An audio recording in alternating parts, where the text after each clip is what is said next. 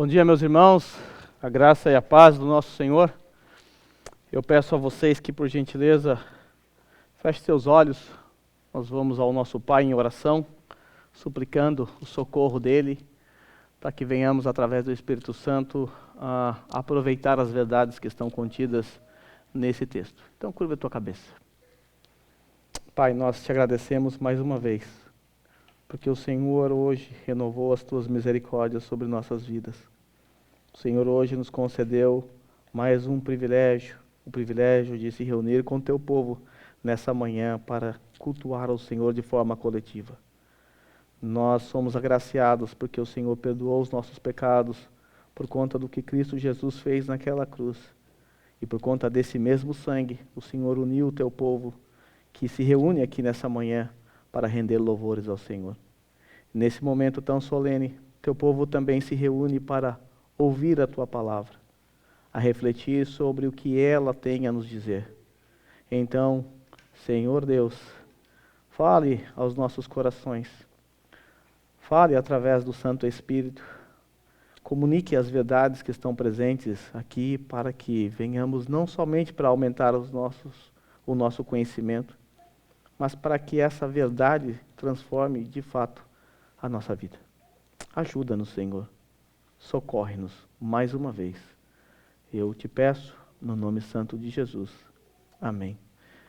Eu peço a você que, por gentileza, abra comigo a sua Bíblia no Evangelho de João. Nós vamos fazer a leitura e na sequência você pode depois tomar o seu assento.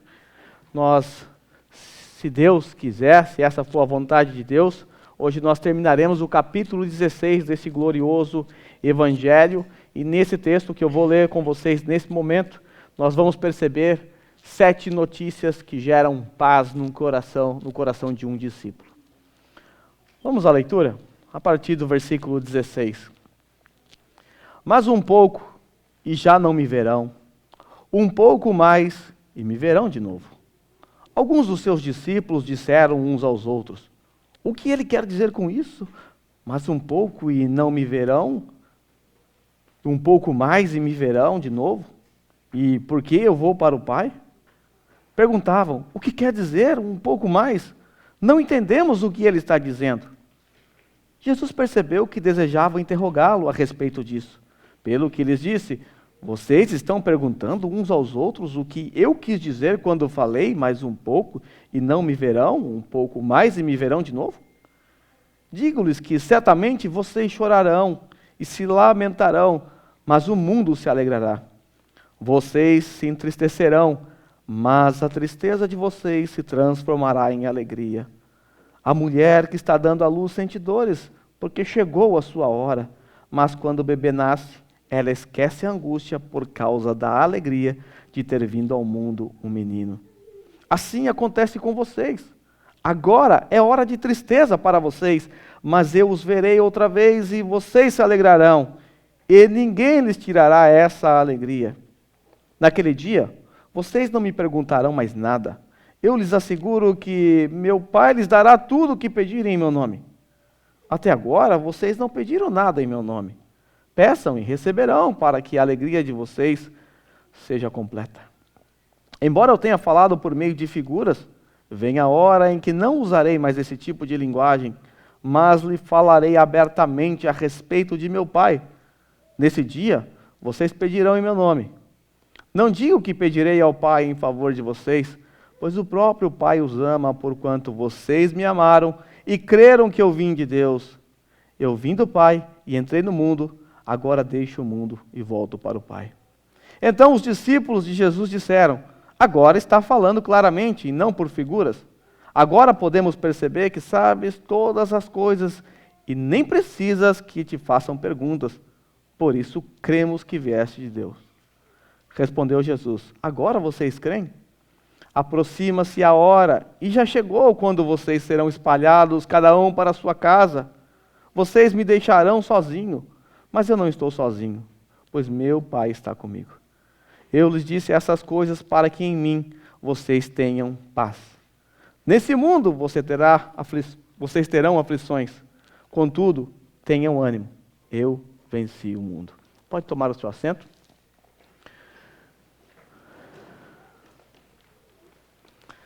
Meus irmãos, de 1939 a 1945, o mundo viveu a lastimável Segunda Guerra Mundial, que foi um dos eventos de maior conflito da história. Estima-se que, nessa ocasião, cerca de 70 milhões de pessoas morreram. Eu gostaria que você, nesse momento, imaginasse como seria viver nesse período bélico, nesse período de guerra. Imagine você, naquela época, vivendo essa triste realidade. Qual seria a principal e mais importante notícia que você gostaria de ouvir naquela época? Então você corre para a banca de jornal, não tinha internet naquela época, e todos os dias você compra o seu jornalzinho para você ler as notícias, e tudo que você busca naquele jornal é a boa notícia de que a guerra acabou, de que a paz, enfim, chegou. Mas quando você abre o seu jornal, você percebe que a guerra está escalando cada vez mais. Os conflitos estão ficando cada vez mais acirrados. E essa guerra se estende por um período de quase 6 anos. Agora imagine você, quando você, em um dia, pega o seu jornalzinho, coloca a sua moedinha na máquina e você lê, e você descobre que a guerra acabou. O seu coração vai descansar, você vai respirar aliviado, afinal, a guerra acabou. E essa, naquela ocasião, era a melhor notícia que alguém poderia esperar e aguardar.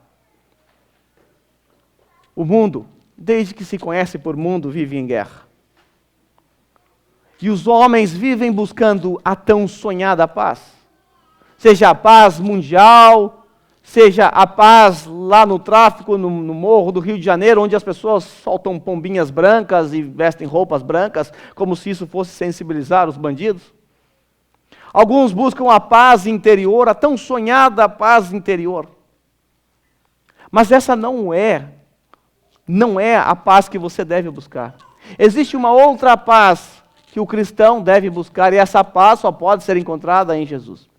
No texto que está diante de nós, eu preciso lembrá-los que o Senhor Jesus está com os seus discípulos naquela noite em que ele foi traído. Nós estamos muito próximo da entrega de Jesus. Judas está vindo já em direção a Jesus para traí-lo, entregando-o com um beijo. Nós devemos nos lembrar que desde o capítulo 12, o Senhor Jesus está reunido com os seus discípulos no cenáculo, celebrando a Páscoa e dando a eles as suas últimas instruções. E esse dia é sombrio, esse dia é caótico. As informações que Jesus passa para os seus discípulos são notícias terríveis, mas também são notícias boas. O Senhor Jesus, nessa ocasião, anuncia que um dos seus discípulos, Pedro, vai traí-lo. O Senhor também anuncia que Judas Iscariotes vai vendê-lo. Nessa mesma noite, o Senhor Jesus também anuncia que o Espírito Santo vai vir.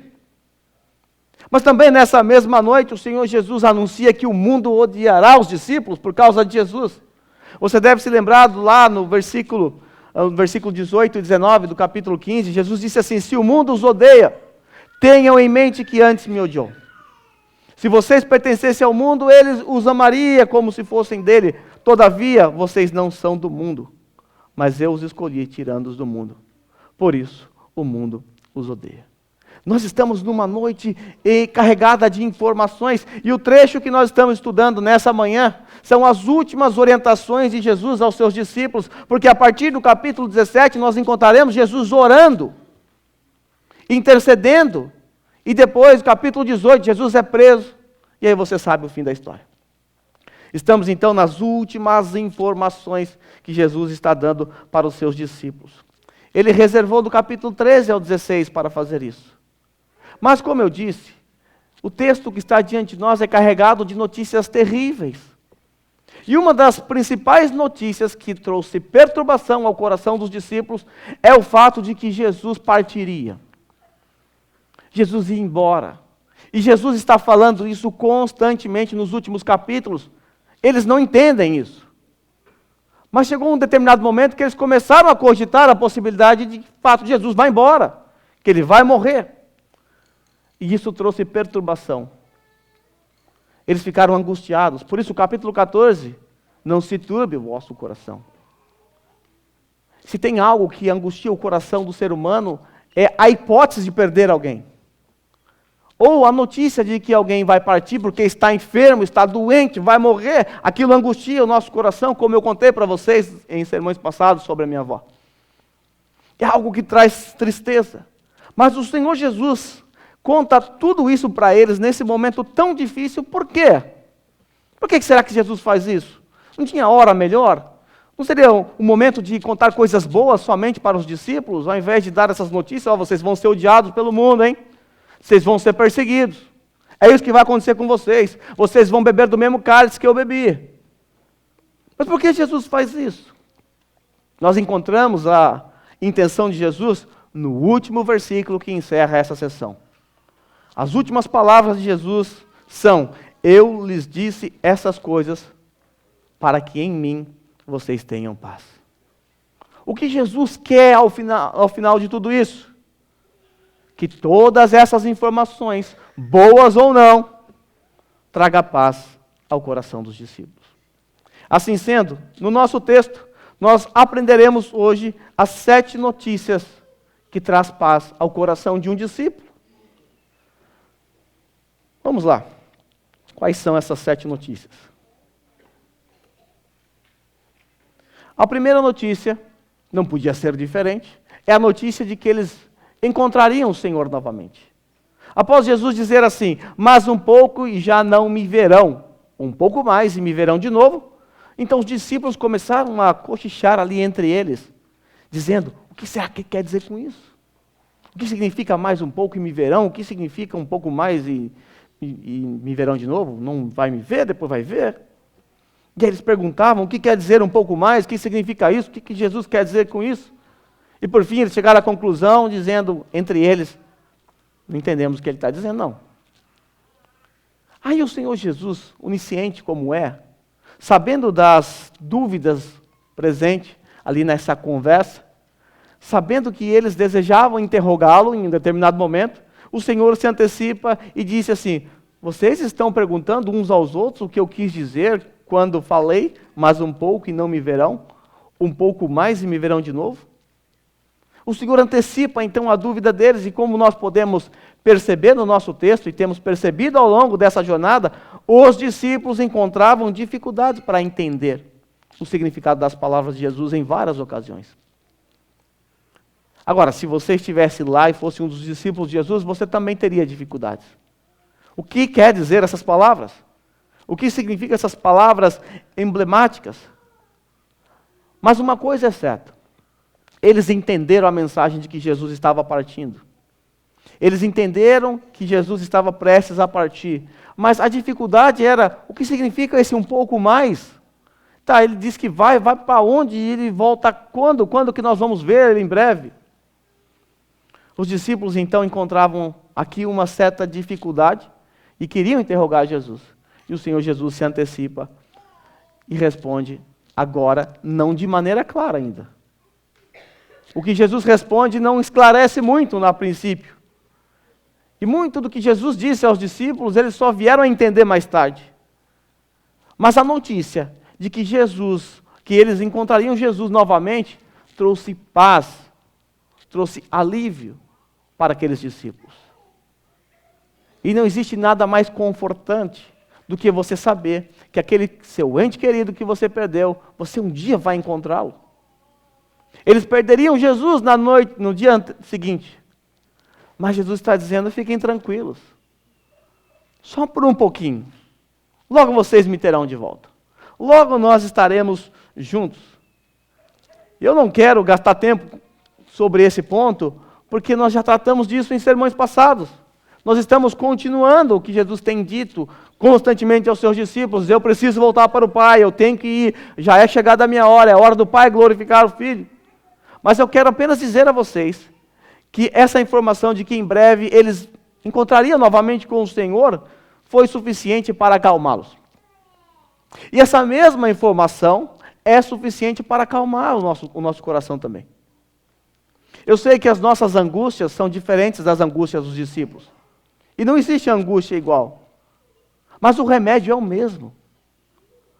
Talvez aquilo que perturba o nosso coração hoje seja totalmente diferente do que perturba o coração do discípulo, e eu não sei o que perturba o seu coração, eu só sei o que perturba o meu.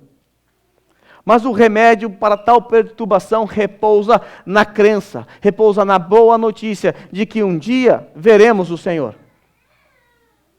Essa esperança deve servir de alento para as nossas almas em dias difíceis.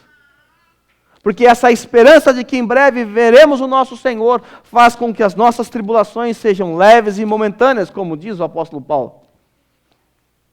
Pela palavra de Deus, nós descobrimos que as nossas tribulações, elas são passageiras, são temporais. Em breve vai acabar, porque um dia, cedo ou tarde, nós nos encontraremos com o nosso Senhor, e quando estivermos ali, não haverá mais choro, não haverá mais tristeza. Então, quando nós olhamos para um texto como esse, onde Jesus está acalmando os discípulos, dizendo assim: tenham paz. Sabe por quê? Porque eu vou, mas eu volto. O Senhor de fato voltou na sua ressurreição ao terceiro dia.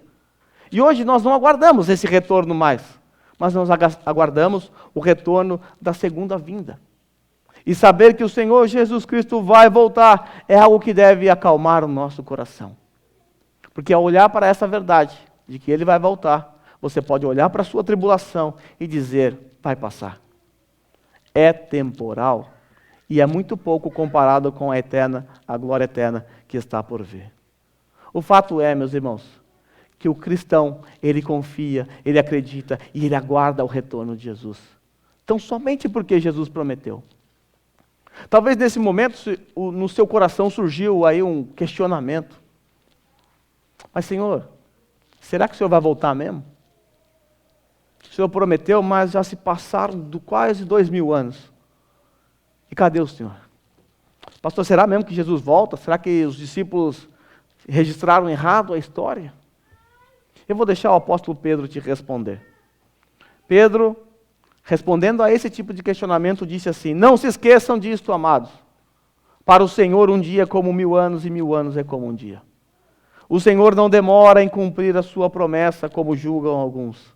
Ao contrário, Ele é paciente com vocês, não querendo que ninguém pereça, mas que todos cheguem ao arrependimento. O que é um dia? Nada. Se nós olharmos para os 2000 anos que se passaram e usar a conta de Pedro aqui, lógico que Pedro está usando uma linguagem hiperbólica, o Senhor é atemporal, mas se nós levarmos em conta o que Pedro está dizendo, só faz 2 dias que o Senhor Jesus foi embora. E logo Ele estará aqui. Isso significa que um dia, num piscar de olhos, eu e você estaremos do lado do nosso Senhor, para sempre. Essa é a primeira informação que traz paz ao coração de um discípulo. A segunda informação, ela é um complemento dessa aqui. Nela, Jesus afirmará que a tristeza do discípulo será transformada em alegria. A tristeza do discípulo, ou de um discípulo de Jesus, será transformada em alegria. Veja aí o versículo 22, essa é a segunda informação. Jesus está aqui nesse momento da história, antecipando aquilo que vai acontecer a seguir. Ainda nessa noite, o Senhor Jesus vai ser traído, entregue por um beijo, e no dia seguinte ele vai ser morto. E os discípulos vão contemplar tudo isso. Eles verão o seu mestre, aqueles que eles decidiram seguir por 3 anos, abandonando a sua profissão, abandonando a sua vida, e agora eles estão vendo o seu mestre caminhando rumo à morte.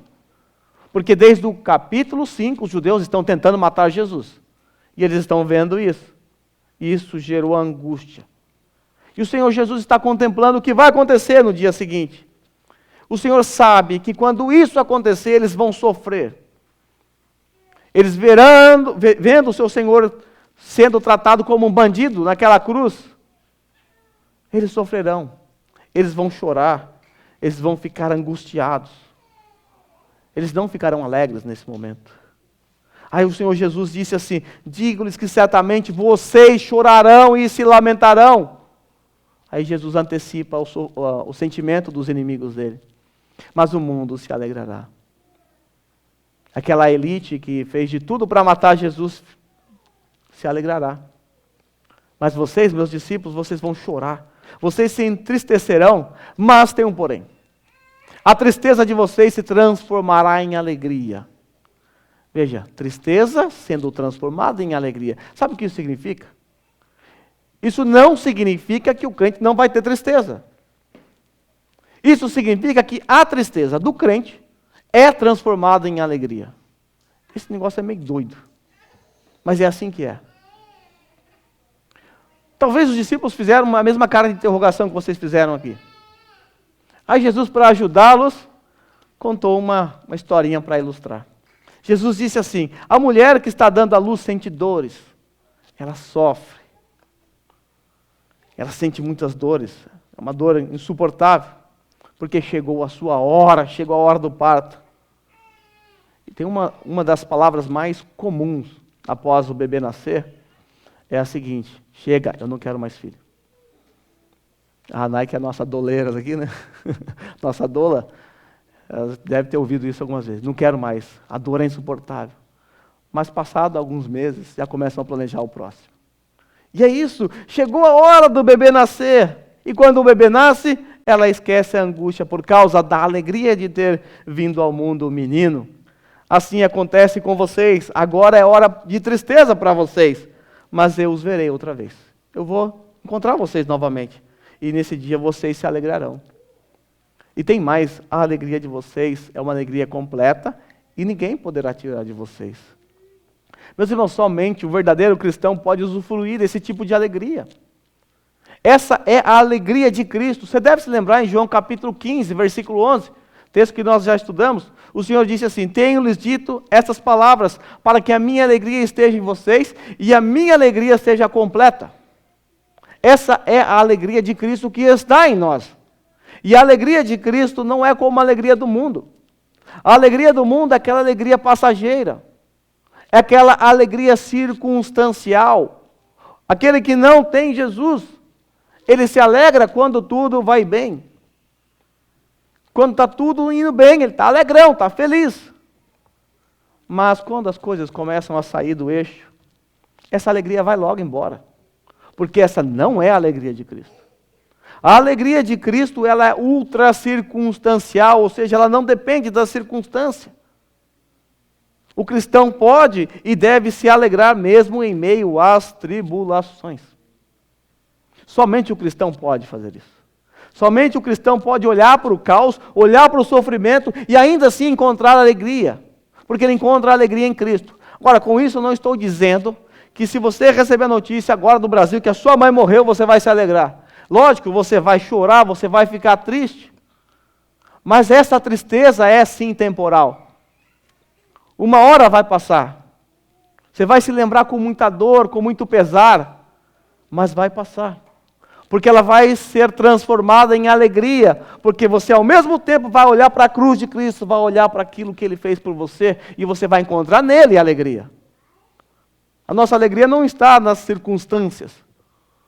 Nós nos alegramos mesmo em meio ao sofrimento. Tem uma música que nós cantamos aqui hoje, que diz assim: esse gozo que eu sinto em minha alma, não é porque tudo me vai bem.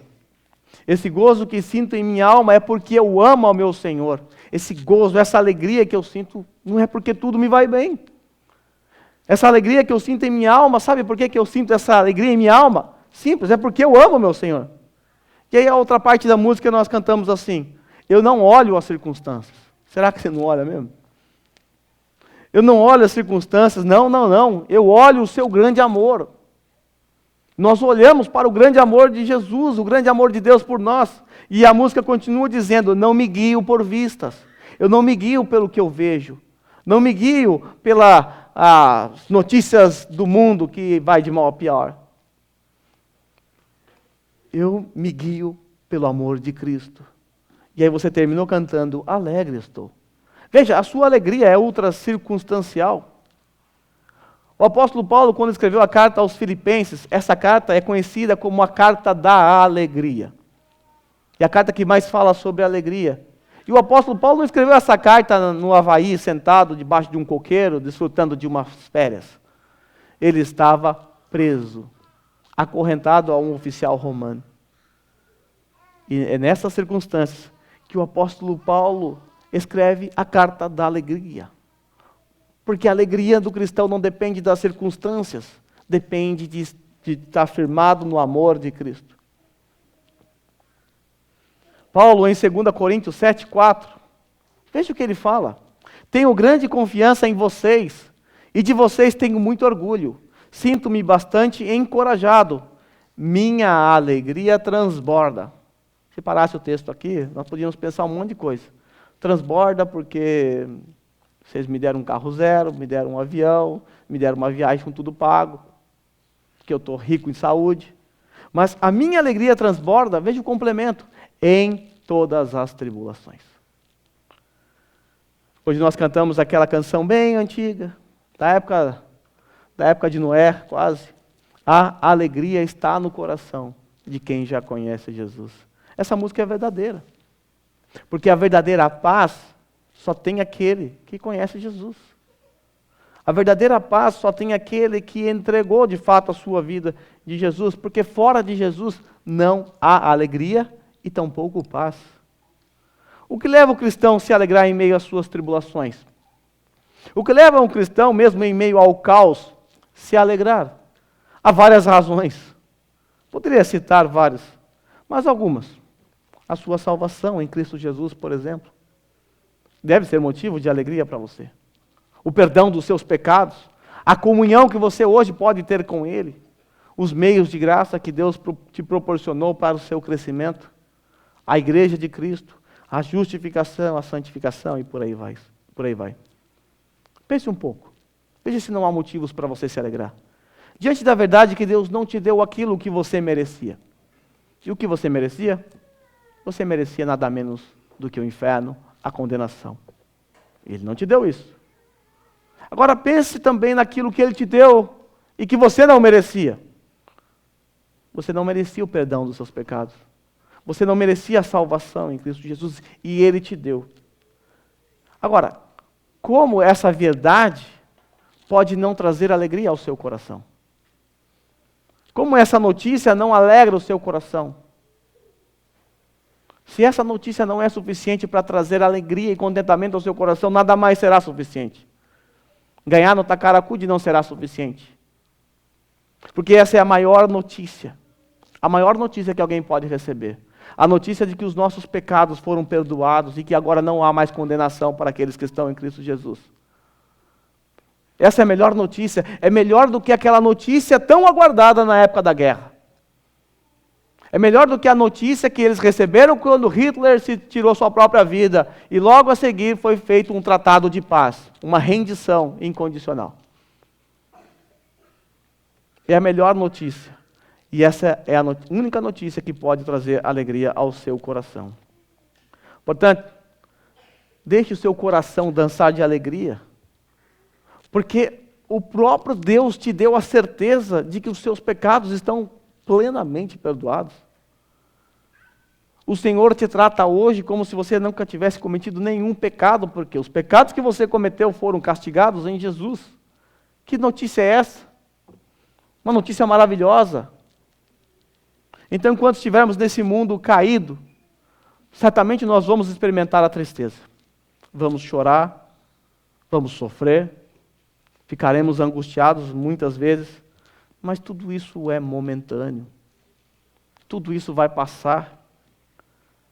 Um dia, quando nós estivermos lá no paraíso restaurado, lá no novos céus e na nova terra, quando estivermos ali na presença de Deus, todas as nossas lágrimas serão enxugadas.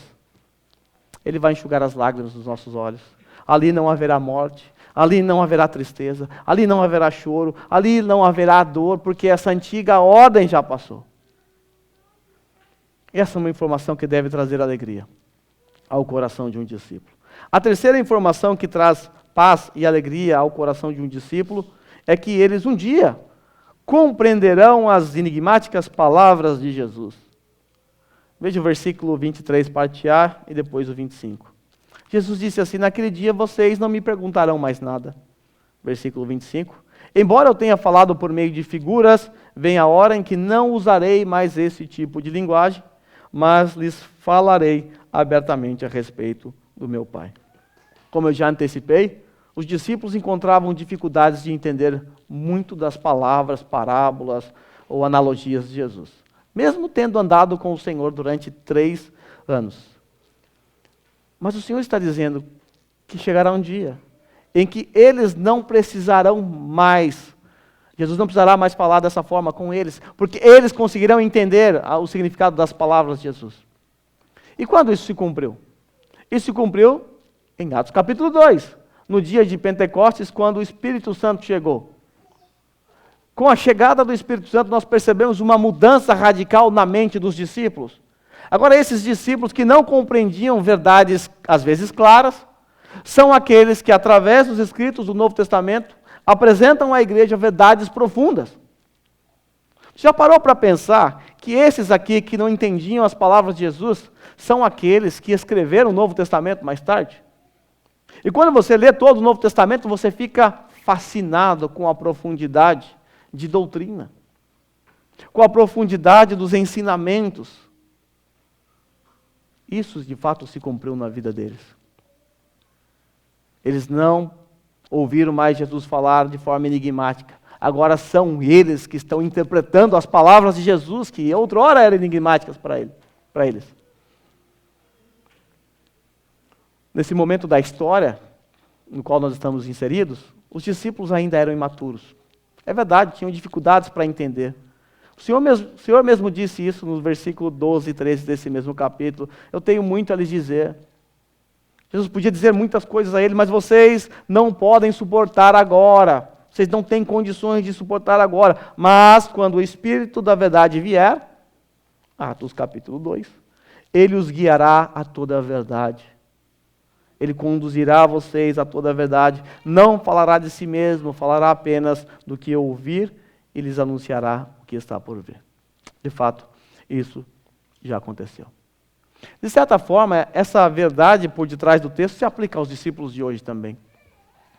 Nós não precisamos do Espírito Santo para nos dar revelações para a gente escrever a Bíblia. Nós precisamos do Espírito Santo para iluminar a nossa mente, para que venhamos a entender aquilo que já está revelado. Não existe nova revelação. Não existe mais revelações. Toda a revelação que nós precisamos já está registrada nesse livro. Só precisamos entender. E aí que entra o Espírito Santo. Ele nos ajuda. A quarta informação que traz paz é que os discípulos terão suas orações atendidas. O Senhor Jesus disse assim no versículo 23b e 24. Eu lhes asseguro que meu Pai lhes dará tudo o que pedirem em meu nome. Até agora vocês não pediram nada em meu nome. Peçam e receberão, para que a alegria de vocês seja completa. Provavelmente você está se perguntando, acho que eu já vi um trecho de algum sermão esses dias atrás falando sobre isso. E é verdade. Dentro desse trecho, que começou no capítulo 13, essa é a terceira vez que o Senhor Jesus está prometendo aos discípulos que eles terão as suas orações atendidas. E a terceira vez. O foco dele aqui é dizer, olha, vocês terão suas orações atendidas. Mas eu preciso sempre orientá-los nesse ponto, dizendo que Deus não vai atender todas as nossas orações. Nós não podemos olhar para um texto como esse e dizer assim, Jesus prometeu que vai atender todos os meus pedidos? Não vai, não. Até porque nós pedimos para satisfazer a nossa própria concupiscência, muitas vezes. Fazemos pedidos egoístas, até mesmo pedidos pecaminosos fazemos às vezes. Então quais são os pedidos que Jesus vai atender? Ou o Pai vai atender? Nós já aprendemos esse princípio anteriormente. Capítulo 15, versículo 7. Se vocês permanecerem em mim, as minhas palavras permanecerem em vocês, pedirão o que quiserem e lhes será concedido. O Senhor Jesus vai conceder os pedidos daqueles que permanecem em Jesus e a palavra de Jesus permanece neles. Esses aqui terão seus pedidos atendidos. Porque alguém que permanece na palavra e a palavra permanece nele, não vai pedir algo contrário à palavra de Deus. Então terá o seu pedido atendido. 14:14. Eu farei o que vocês pedirem em meu nome, para que o Pai seja glorificado no Filho. O que vocês pedirem em meu nome, eu farei. O Senhor Jesus está dizendo que, de fato, Ele vai atender os pedidos dos discípulos, mas aqueles pedidos que trazem glória ao Pai. Ou seja, que estão em conformidade com a vontade de Deus. Assim sendo, porque eu já tratei desse assunto 2 vezes, todas as orações que forem de acordo com a vontade de Deus, essas sim serão atendidas. As demais, não. Quinta informação, que é um complemento dessa. Aqui está uma grande informação que traz paz ao nosso coração. É saber que temos livre acesso ao Pai. Veja aí o versículo 26. Nesse dia vocês pedirão em meu nome. Não digo que pedirão ao Pai em favor de vocês. Nesse dia vocês pedirão em meu nome. Jesus havia dito que até o presente momento eles não haviam pedido nada em nome de Jesus. Mas isso é por uma questão muito óbvia. Eles podiam pedir direto para Jesus. Jesus estava ali. Jesus estava na frente deles. Eles podiam pedir direto para Jesus.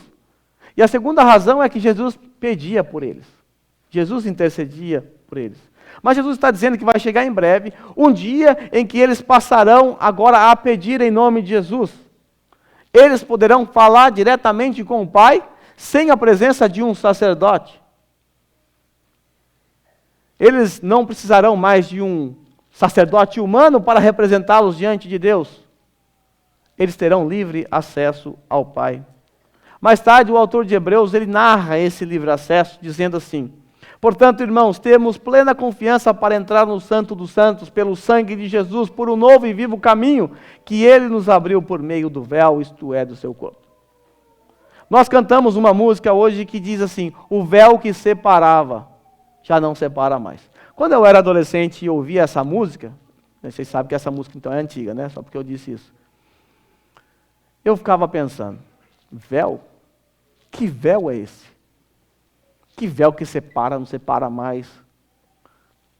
Até que um dia eu entendi, por conta desse texto, que esse véu era uma referência ao véu do templo.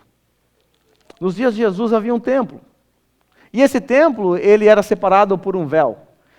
Existia um compartimento chamado Lugar Santo, onde tinha a mesa dos pães, o candelabro e o altar do incenso. E havia um véu. Por detrás desse véu, num compartimento bem pequenininho, ficava a Arca da Aliança. É bem verdade que nos dias de Jesus não havia mais a Arca da Aliança, mas nesse compartimento ficava a Arca da Aliança. E aquele lugar era onde a presença de Deus se manifestava de forma focalizada. Era ali que Deus falava com o povo. É ali que Deus aparecia. Ali era chamado de habitação de Deus. Por isso a palavra tabernáculo, depois templo. A ideia de habitação. Mas um detalhe. Quem poderia entrar ali? Quais são as pessoas habilitadas para entrar ali? Somente o sumo sacerdote. E ele entrava ali representando as pessoas, depois de realizar todas as cerimônias necessárias, sacrifício, o incenso, a oração. Ele entrava ali, aspergia o sangue na tampa do propiciatório, uma tampa que ficava em cima da arca. Ele intercedia pelo povo. Olha que privilégio nós temos. Hoje você pode agora, nesse exato momento, e espero que você já tenha feito isso hoje, você pode falar com o Pai. Porque o véu que separava já não separa mais.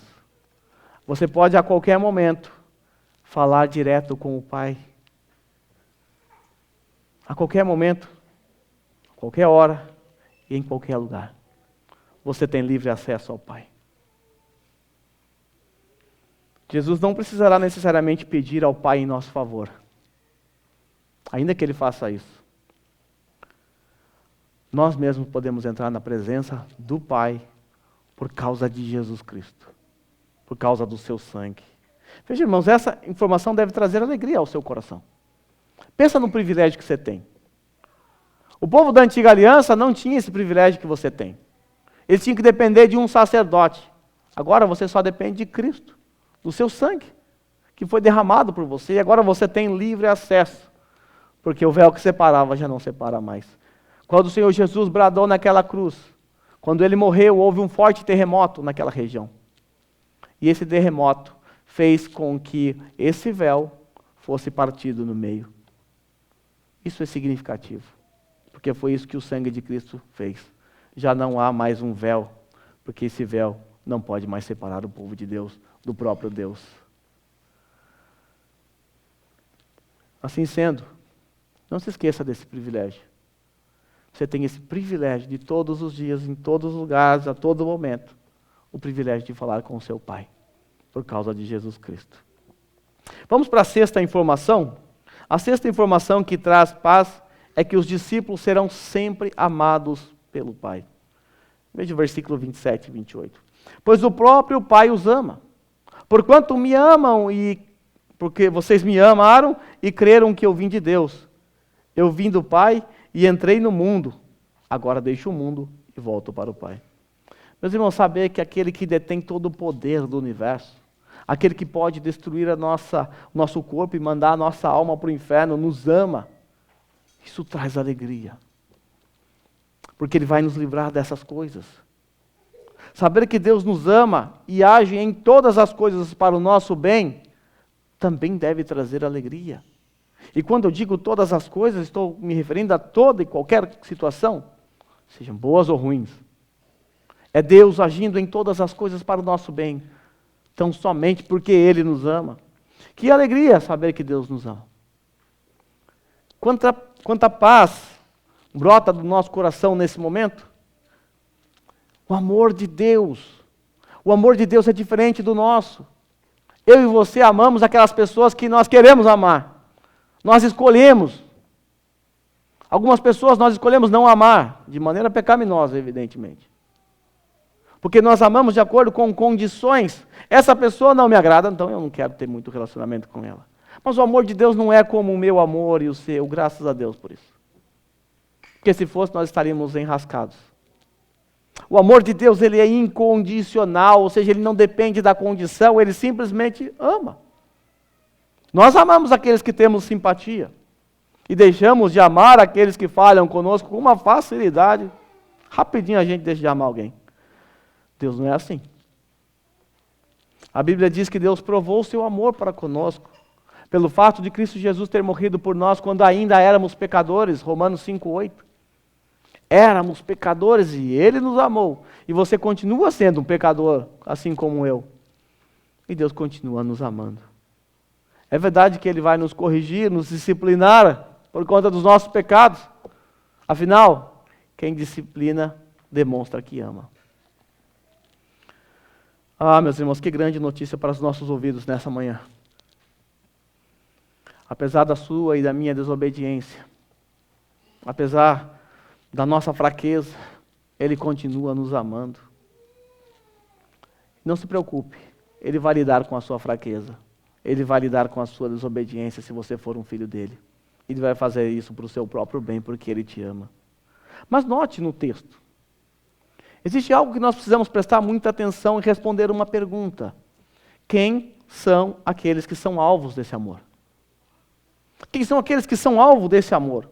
O amor de Deus Pai é derramado sobre quem?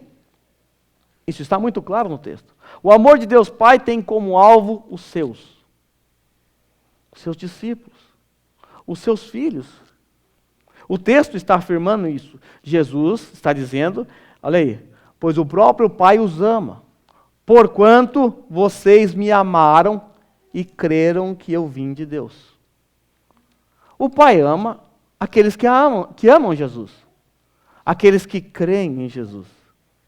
Esse então não é um amor para todos. É um amor que Deus dispensa àqueles que amam a Jesus e àqueles que creem em Jesus, creem que Ele foi enviado do Pai e que voltou para o Pai. Se por um lado, aqueles que amam a Jesus são alvos desse amor divino porque creram em Jesus com fé genuína, porque entenderam o Santo Evangelho e passaram a amar o Senhor. Se esses aqui são alvos do amor de Jesus, o oposto também é verdade. Aqueles que insistem em desprezar a verdade da cruz, aqueles que continuam rejeitando a palavra de Deus, ao não aceitá-la como a verdade de Deus, esses não são amados pelo Pai. Esses não podem ser amados pelo Pai de jeito nenhum. Aí você está dizendo, que é isso, pastor? Eu aprendi que Deus ama todo mundo. Inclusive tem um versículo na Bíblia que diz que Deus odeia o pecado, mas ama o pecador. Não tem na Bíblia isso não, mas... E eu acreditava nisso também. Porque foi exatamente isso que eu aprendi na minha vida. Foi isso que eu ouvi a minha vida toda. Deus ama o pecador, mas odeia o pecado. Até que um dia, em 2010, quando eu estava assistindo no YouTube um vídeo de um homem não muito conhecido na época, chamado Paul Washer, ele desmistificou esse jargão na minha mente e eu fiquei chocado. Talvez você fique chocado também hoje. Ele disse as mesmas coisas que eu estou dizendo para você agora. Deus ama os seus, porque Ele não pode amar aquele que não são seus. Ele não vai amar. Eu vou citar, dentre tantos textos, um para você aqui, que é o texto que eu guardei. Salmo 5:5. Veja aí. Os arrogantes não são aceitos na tua presença. Olha a palavra. Odeias todos que praticam o mal. Cadê o amor aqui? Destrói os mentirosos, os assassinos, os traiçoeiros. O Senhor detesta esses. Deus não ama o ímpio, porque o ímpio constantemente rejeita o glorioso evangelho de Jesus Cristo, por isso são inimigos de Deus. Eu vou ler mais um texto para você, Provérbios 15:9. O caminho dos perversos é abominação ao Senhor. Depois você pesquisa o significado da palavra abominação. Mas Ele ama aqueles que seguem a sua justiça. Veja, Ele ama os que seguem a sua justiça, aqueles que não seguem a sua justiça, esses não são amados, porque eles são abomináveis diante dos seus olhos. Outros textos poderiam ser citados, como Salmo 11, versículo 4 e 6 também, mas acho que esses são suficientes. O fato é que a Bíblia descreve todos nós, sem Deus, como inimigos dele. Essas não são as minhas palavras. A Bíblia descreve aquele que não creu em Jesus, que não se entregou a Ele com fé, como inimigos de Deus, e por causa disso são merecedores da ira de Deus. Basta você ler Efésios 2:3, parte B. Somos por natureza merecedores da ira de Deus. Nossa natureza merece a ira de Deus. Porque somos inimigos dele. É assim que a Bíblia descreve aqueles que não creem em Jesus. Aqueles que não têm fé, aqueles que não se entregaram a Ele, esses são inimigos de Deus. E se você ainda não creu em Jesus Cristo, é assim que Deus te vê. Se você continua rejeitando a verdade do Evangelho, é isso que você é, inimigo de Deus. Se você não aceita a palavra de Deus como a palavra de Deus, que pode mudar a sua vida, é isso que você é, inimigo de Deus, e você está numa guerra contra Ele. Está numa guerra contra Ele. Só que tem um detalhe, nessa guerra você é muito fraco. Você é pequeno, você é alguém portando uma faca que corta pão, uma faca de cortar pão contra um exército repleto de tanques, caças, lanças, mísseis. Você simplesmente vai ser destruído. Você não tem chance nessa guerra contra Ele. E essa guerra não tem fim, ela vai durar por toda a eternidade. Você precisa saber que nesse exato momento, os mísseis da ira de Deus estão apontados para você, só aguardando o comando para ser executado. A Bíblia diz, em João 3,36, quem crê no Filho tem a vida, mas quem rejeita o Filho não verá a vida, mas a ira de Deus permanece sobre ele. Você está debaixo de vários mísseis apontados para você. Você só pode sair dessa condição no dia que você se entregar a Jesus Cristo. Porque um dia, Ele vai abrir fogo contra você. Você está nessa guerra. Você está numa guerra contra Deus. E isso que eu quero que você entenda. Você está numa guerra contra Deus. E essa guerra é muito pior do que a Segunda Guerra Mundial. É muito pior. Você está numa guerra infinitamente maior. Porque essa guerra é eterna. Ela nunca vai acabar. E você não tem a menor chance de vencer. Na Segunda Guerra, as pessoas liam os jornais na esperança de boas notícias. A boa notícia de que aquela guerra acabou. Eu agora não vou ler um jornal para você, porque não existe uma boa notícia no jornal melhor do que essa boa notícia que eu vou te dar. Eu quero apenas ler um trecho da palavra de Deus, que apresenta a condição daqueles que se entregaram a Jesus, daqueles que foram justificados, para que você entenda o que é uma boa notícia de verdade. E agora você faz o que você quiser com uma boa notícia. Você pode ler o jornal e ver uma boa notícia, e você pode tomar uma decisão com base nessa notícia, ou você pode jogar o jornal no lixo, mas as consequências disso cairão sobre você.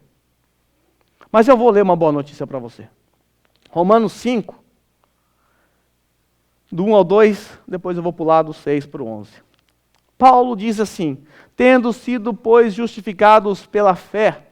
Paulo está falando para cristãos que foram justificados, ou seja, foram tratados como justos diante de Deus por causa da sua fé. Não foram tratados como transgressores por causa da sua fé em Jesus Cristo. E aí Paulo continua: por conta dessa justificação, porque fomos justificados, temos paz com Deus. Só existe uma maneira de você ter paz com Deus.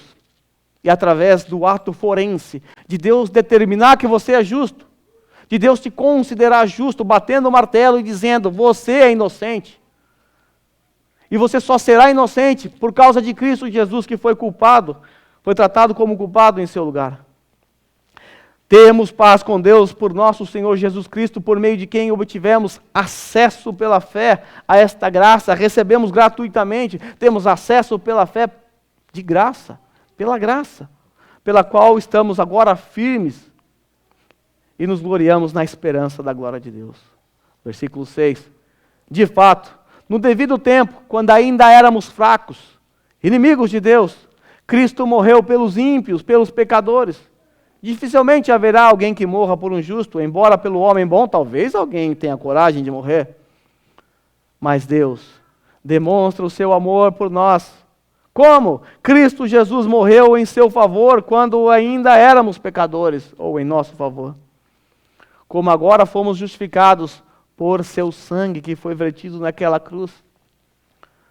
Como agora fomos justificados por seu sangue, muito mais ainda por meio dele seremos salvos da ira de Deus. É Jesus que te livra da ira de Deus. Se quando éramos inimigos, viu? Você era inimigo, ou você é inimigo, dependendo da sua condição. Fomos reconciliados com ele mediante a morte de seu filho. Quanto mais agora, tendo sido reconciliados, seremos salvos por sua vida. Não apenas isso, mas também nos gloriamos em Deus por meio do nosso Senhor Jesus Cristo, mediante quem recebemos agora a reconciliação. Somente Cristo Jesus pode reconciliar você com Deus. Somente Jesus pode hastear essa bandeira da paz.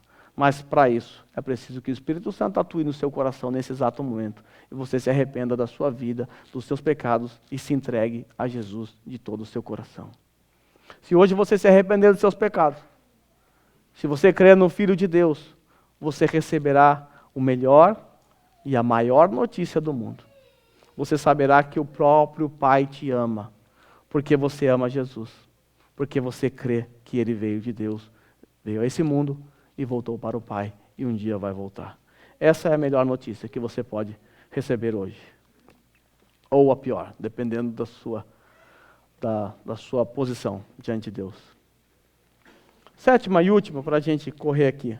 Em Cristo, o verdadeiro discípulo vencerá o mundo e vai de fato receber a paz de Jesus.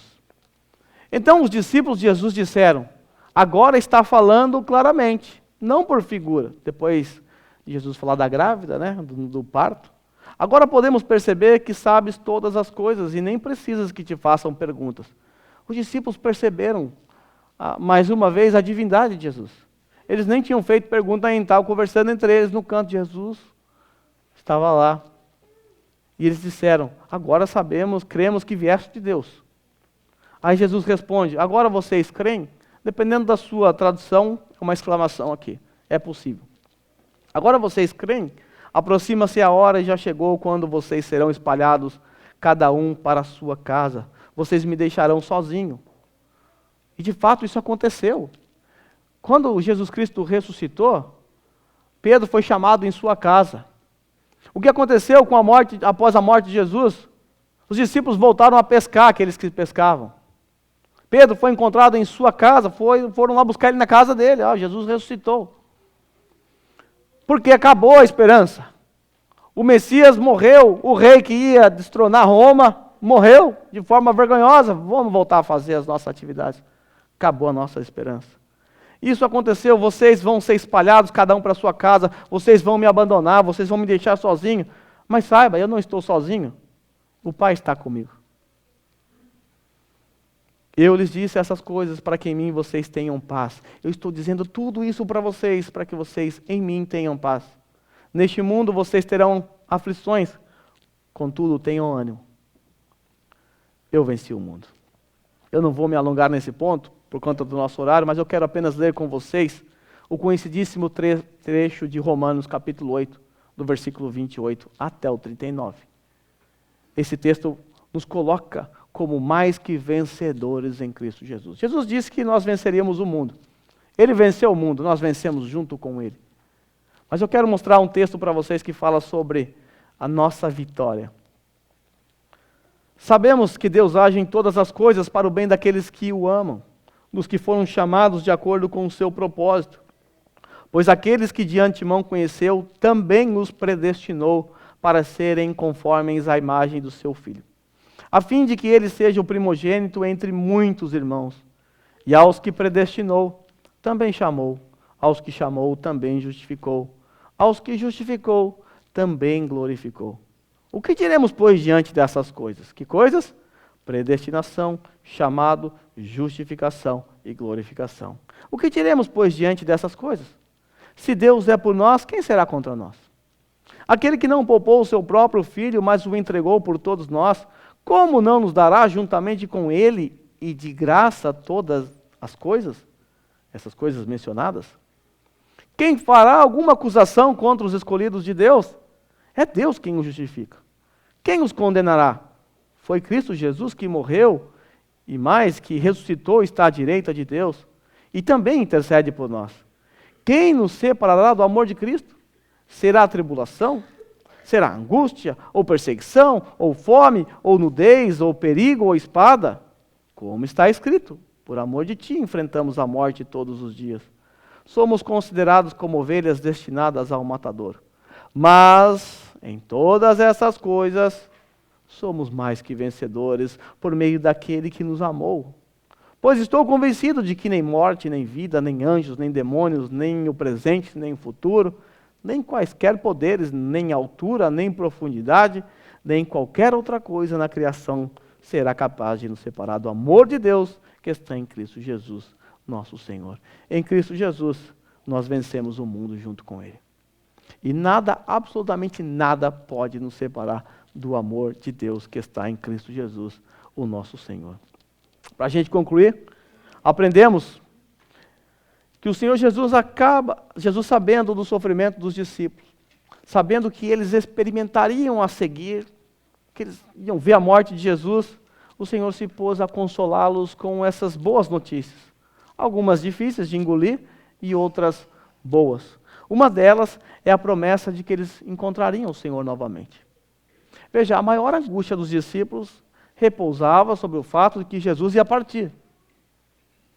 E o Senhor Jesus está consolando os seus discípulos com muitas verdades, e uma delas é que eles um dia encontrariam o Senhor novamente. E de certa forma, irmão, eles viram o Senhor após a ressurreição. Viram Cristo ressurreto depois do terceiro dia. Mas há um aspecto dessa promessa que eu e você devemos aguardar. A volta de Jesus. Como cristãos que somos, nós só temos Deus para confiar. Nós temos que crer que a promessa de que Ele vai voltar é verdade. E quando nós confiamos em Deus, nós nada tememos. Nós não tememos nada porque nós sabemos que o nosso Senhor vivo está. E um dia Ele voltará do céu para nos buscar. Por isso, nós crentes em Jesus, devemos orar assim: vem Jesus, Maranata, ora vem Senhor Jesus. Você e eu como cristãos que somos, não podemos nos esquecer que o Senhor Jesus em breve voltará. Devemos viver apegados a essa esperança, de que um dia tudo isso vai passar. Um dia Ele virá dos céus para nos buscar e para sempre reinará. E nós reinaremos junto com Ele. Essa é a notícia aguardada, tão aguardada pelos discípulos de Jesus. E essa é a notícia que deve trazer paz ao meu e ao seu coração. Assim sendo, eu convoco todos vocês a se colocarem em pé nesse momento.